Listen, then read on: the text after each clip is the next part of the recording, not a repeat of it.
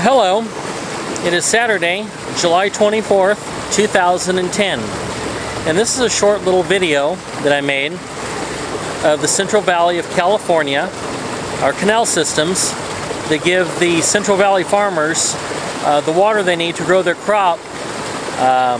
Motto in Merced County is we farm, you eat. So without irrigation water, it would not be possible for the farmers out here to grow their crop. So that's what I do. I'm what they call a ditch tender. I go out here and I run the water, make sure that the farmers get their irrigation water that they deserve for the year. Make sure nobody else steals it or anything, and make sure that we have healthy crops like you see here.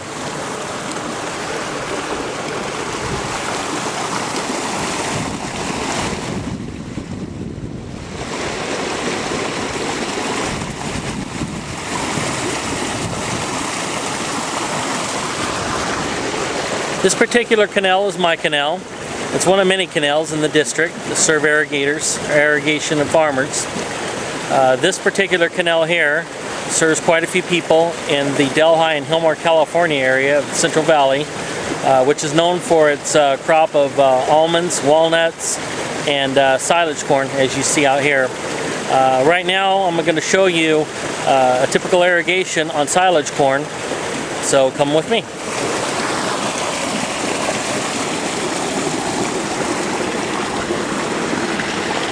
In this particular scenario, see the gate's open quite a bit. He's not pulling a whole lot of water here, and the reason is because of elevation on this. This drop has to be boarded up pretty high in order for this farmer to get his irrigation water. As you see, it's running pretty high at the top right now, and it's purposely meant to do that. We set this drop up to do that when this irrigation valve is being used, because like I said, it sits so low, and elevation wise, it irrigates this section of corn here, goes across the street over here, irrigates this corn over here, gets all of this corn over here, and as you see, elevation wise, the gate sits pretty low, so it needs kind of a push, what we call a push, to get it to the farmer. This gate pulls about 10 CFS, which is cubic feet per second. That's how we measure our water. A typical gate could pull 15 to 20 cubic feet per second. And like I said, this one boarded all the way up only pulls about 10 cubic feet per second. So we have to what we call board this drop up. And that's why we have this here. We have a board box here. We'll leave it unlocked for the farmer during irrigation run. And in this box, you got several pieces of redwood lumber that are cut to a certain size, in which each of these boards that you see in here will fit in these three slots. There are three bays here that take those boards.